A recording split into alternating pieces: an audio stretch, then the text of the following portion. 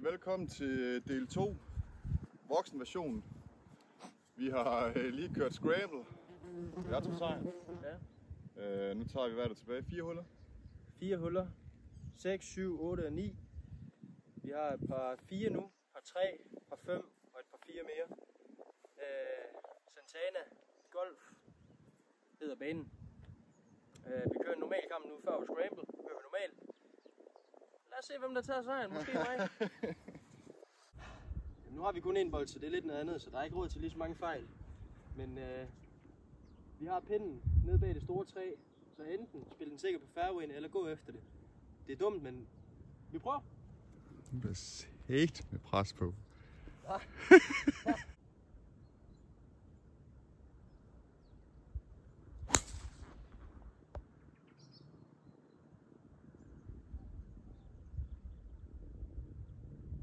Den er god.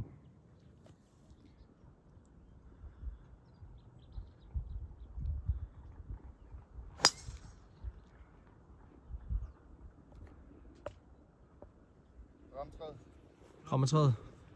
En hvad? B. Jamen, ja, du kan nok godt ryge langt på den. Det er for langt. Altså, jeg kan ikke. For langt? Jeg kan ikke skyde op med en Per. Hvad? Jeg kan ikke skyde op med. Hvad er det, de røde betyder? Er det 100? Det betyder, ja, 100. Det er godt, okay. Vi prøver P. En sjov green. Buer meget. En bongs til venstre. Mærkeligt terræn her. Ikke særlig flot klippet, så det bliver svært.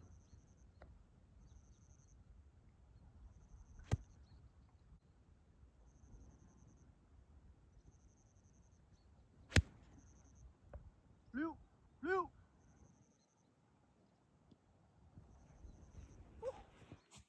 Man kan se den. Sandjern. Sanddreng. Sanddreng. Over kæst. Det er jo rimelig lækker rough det her, det kan vi godt lide. Kom godt under den der.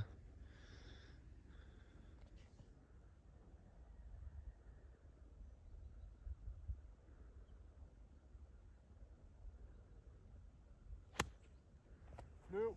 Den er god.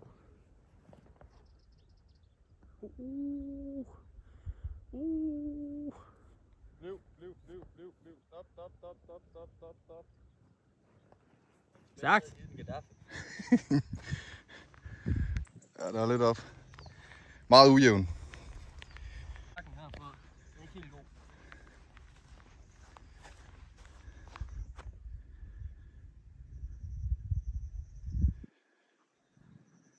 Ja, vi prøver med 60'eren. Prøv lige at få den til at... Du ser bakken der. Ja. Den er flot. Ja, den der var, kan man godt se. Du kan lige ramme den, og så vil du bare få den til dørs. Stive håndled. Lidt længere nede på grippet. Så bare lad den gøre arbejdet.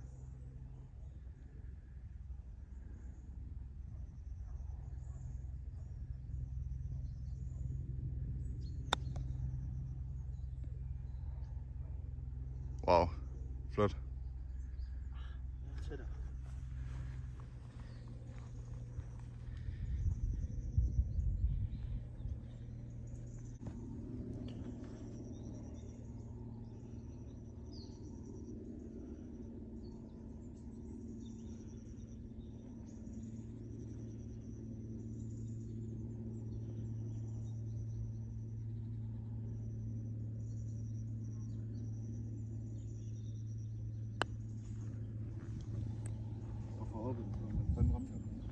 Jeg tror, du toppede den. Det er fint, tager vi. Det ser egentlig meget lige ud, synes jeg. Måske lige lidt højere til venstre, ligner det en brække dernede for enden.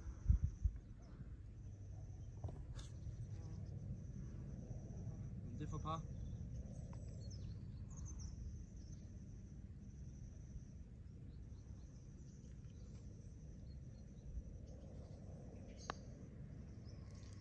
Stop nu, mand. Gå nu bare i, mand.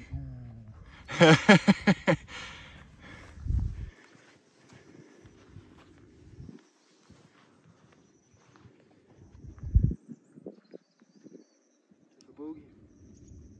Helvede!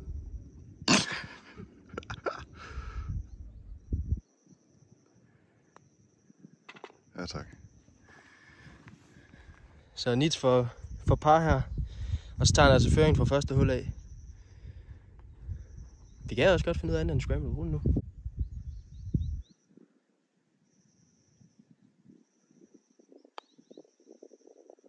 Kom nu, mand! Hvorfor laver jeg så mange af det der fucking lort? Ej, hvor er det for grin. Nej, det er sgu ærgerligt. Kæft, det er ærgerligt. Ja, vi vil alle sammen gerne vinde, men det er bare ren uheld. Kæft, det er ærgerligt. Men ja, uafgjort videre til hul 6. Lægger jeg ud, eller hvad? Ja, det er godt. Nøjeren, dude. Nå. Kom nu. Som vi kan se par 3, den er nøjeren den her, fordi vi har bongs hen til højre, stiger ud til venstre og flod ned for enden her af dametiden. Sidste gang vi var her, slog jeg en 9 for kort ned i floden der, så vi prøver en 8 nu. Hvad med?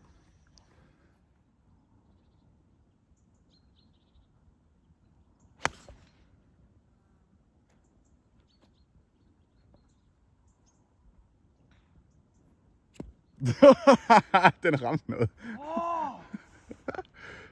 Den gik i floden. Slidt. Var den ikke lang nok? Nej, man. Rammer den egentlig meget rent, men den kommer sgu i, tror jeg, i floden. Så nu må vi se, om Nits kan gøre det bedre. Jeg tror, han kører en 7'er. Og Nits kører en 8'er.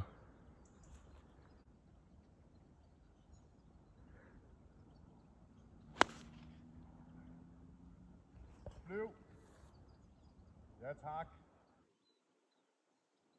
Ej, nej. På green? Spar tid. Nå. Dropper i 2. Slår i 3.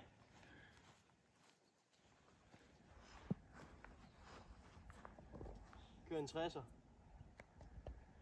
Jamen, vi skal næsten have den 9, fordi Nits får par her, så vi skal have den 9 nu. Kom nu.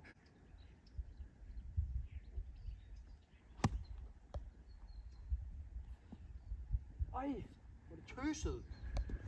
Nej. Ja, det er lige noget, den hælder lidt venstre til højre, ikke det store.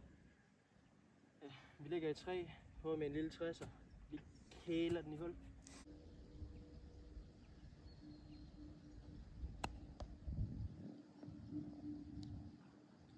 Stop. Det er ondt. Nits han meddeler, at han godt kan få den her i. Det er en birdie. Kom on.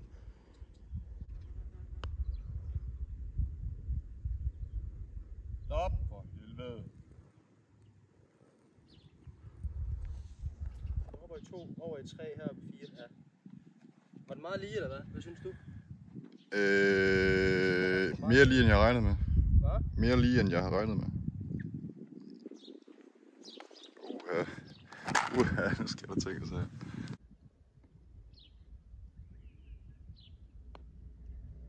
Bliv!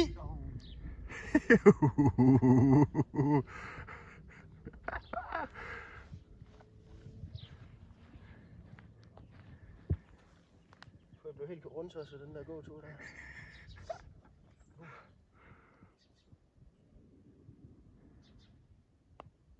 Hey! Sådan.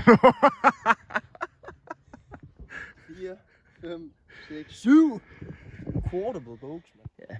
Det ligger en quartable bogey til folk, man. Fuck, det er ringe. Nits for... Hvad er det par? Ja.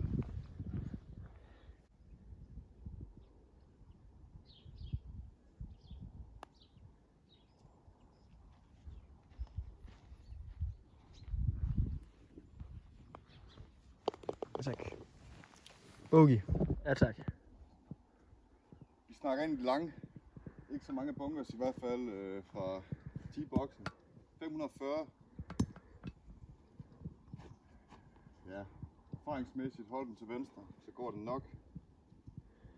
Lad os se, hvad vi kan lave.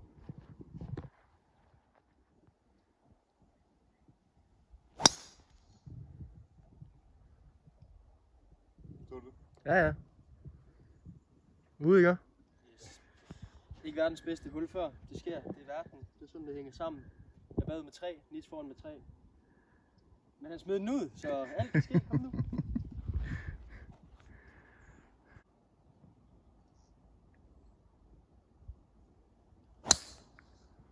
Det regner.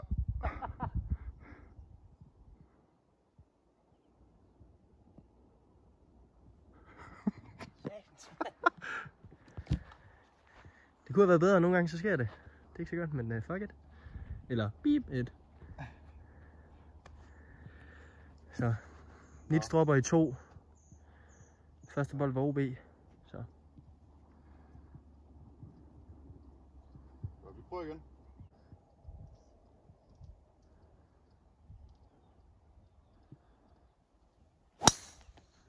Fint. Har du? Ja. Der. Kom ned på fairwayen ved det store træ. Fint slag. Ja, 1,5 meter fra 10. Ja. Fairwayen lige ud. Der er et godt stykke til pind, så vi prøver med 5. Ikke give den for meget. Nitsen ligger stadig i 3, så jeg kan godt hente det her.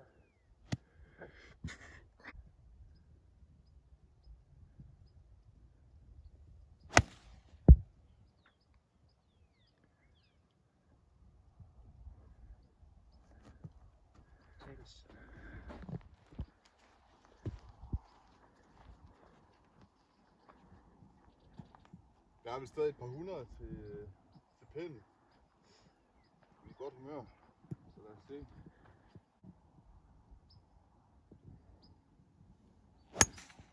Ej, det er fint. Nej, det er fint. Sådan det skal gøres. Og god. Ja. Tak. 4 jern. Lander meget træls her bag. Altså, alle de træer, der overhovedet er på banen. Så. Enten spil den safe, læg den ud, eller gå efter det. Så, velkommen til. Vi går efter det.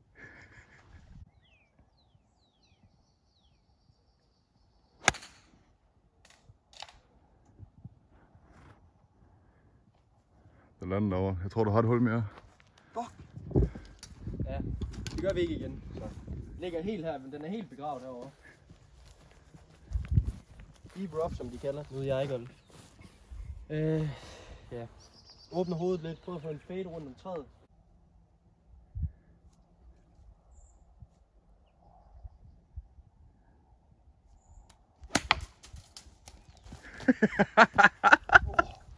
Er det ikke stadig deroppe, eller hvad? Ja. Det er ikke min dag i dag derhjemme. Sorry, altså. Så er der lidt plads. Ja, nu er der plads. Hybrid. Det er sjældent, jeg rammer den, men lad os håbe. Skal vi til at grave huller nu? Det er entreprenøren. Ikke i dag.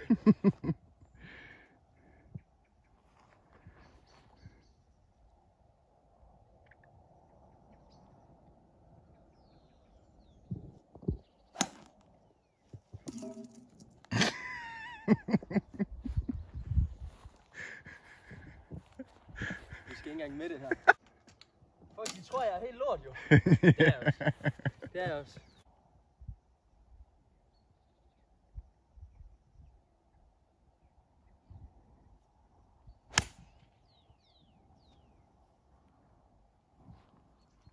Det kan godt være, du er over i kasserne et eller andet sted.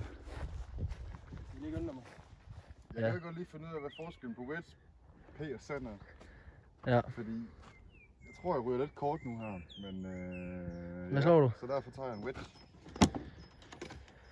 Så håber vi på det Det bedste. ligner også, den ligger sådan okay tilbage på greenen, så du har lidt at lege med. Nå, Nils ligger her i 4. Jeg har fucket fuldstændig op, som I så. Nu må I lade være med at grille mig. Eller det ved jeg ikke, bare gør det. Men det var ringe.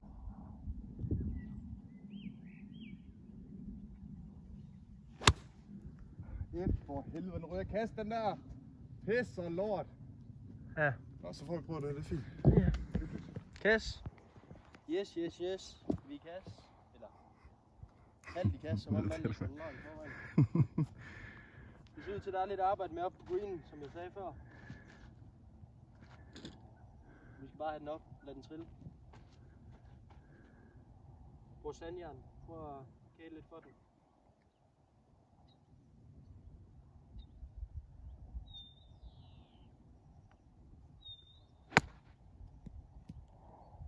Hold kæft, det er et svært slag.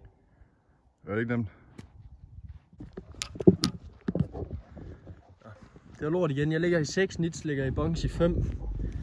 Alt kan ske. Det er ikke det bedste golf på det hul her, det må vi gerne indrømme. Men Ja. Lad os se, hvad vi kan arbejde med herfra. Han er god til bunks, så det er altid noget.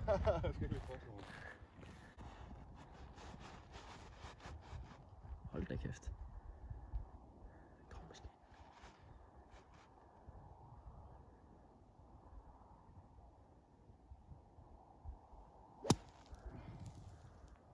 Ui!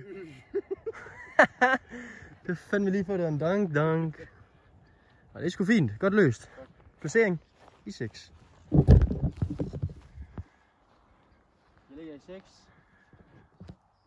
Ikke det bedste, men jeg tænker at tage en 60'er, lægge den ind, lad den trille lidt ned ad bakken. I hul vil ikke være helt dumt.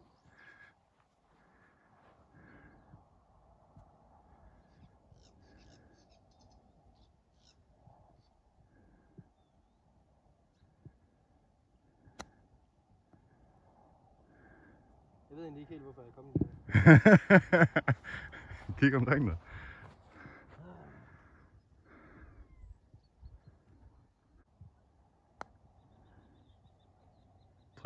Trill. Yes, jamen jeg vil sige, det plejer ikke at være så ringe, og det mener jeg fandme, men det er selvfølgelig første dag vi filmer, så det er klart, der er pres på. Den er lidt bakket. Lidt bakket. Så det er lidt over til den plet der måske. Nu ligger i 6.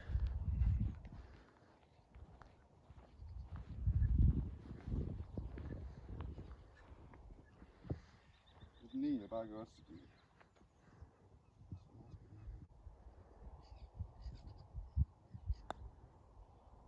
Det er...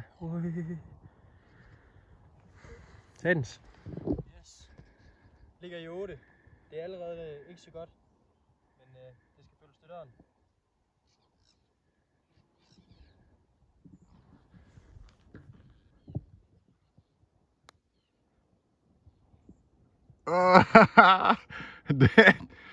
Den er givet. Tak.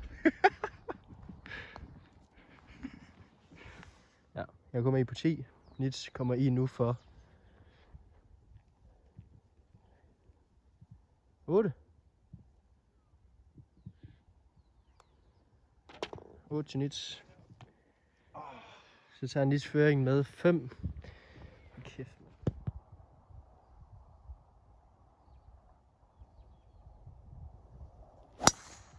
Nej.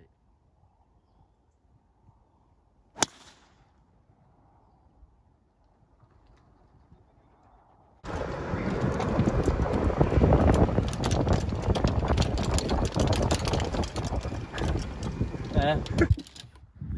Yes. 7 i hånden. Et godt stykke. Cirka bag træerne, tænker jeg. Det er skud på hoften. Så vi bare afsted.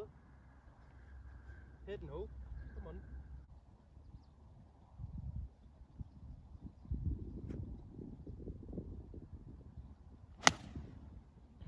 Det tror jeg, det er rigtig fint, det der.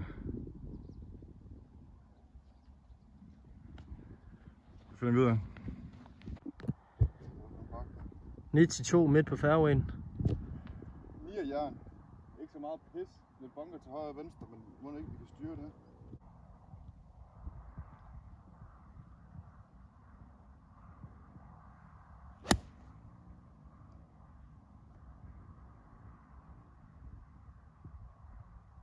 Ui!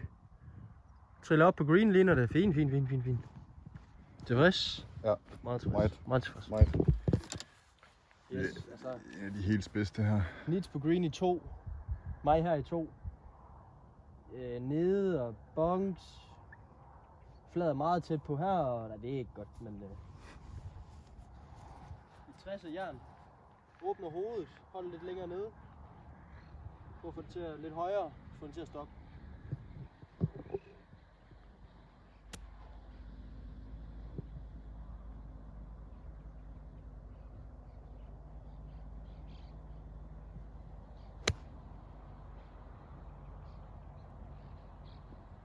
For lang simpelthen. Det ser sindssygt ud. Baggrunden.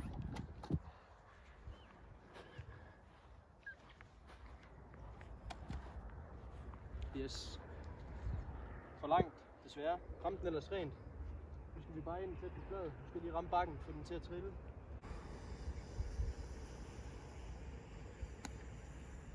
Løb! Ikke godt. Det er ikke godt. Yes. Nits på green i 2. Han spiller satme godt i dag, folkens. Prøv lige at smide et eller andet sub eller like eller en kommentar. Det er fandme i orden. Hvad med han? Skal nå til højre side.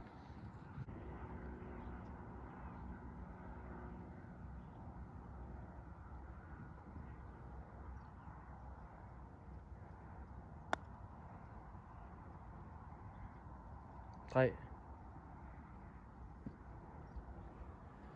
Pin high. Fint tempo. Vi laver endnu en par nu. Det ser sådan ud. Nej. Jo.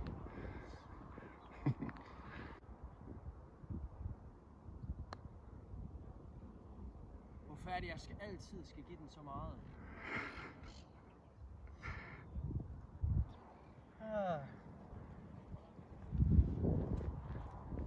Ja, den er i den her.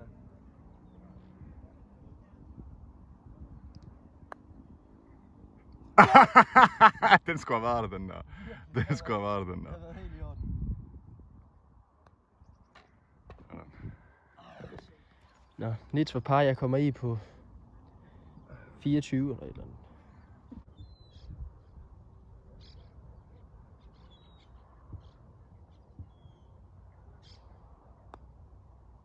Par til drengen. Var det i orden? Var det fucking i orden, mand? Så Nits han vinder med mange. Vi ved ikke, hvor meget det er. Jo, hvad får jeg? Lå i 4, 5, 6, ja, 7-8 stykker. Skriv i kommentaren, Gustav, eller en eller anden, hvor meget det blev. Gustav. Ja. Ja, 2-0 til Nits i dag. Episode 2 var det her. Det er sådan nogle fine omgivelser, vi heldigvis befinder os i. Vi er meget glade for. Det ser fandme godt ud. Men så ja. Velkommen til. Skør den.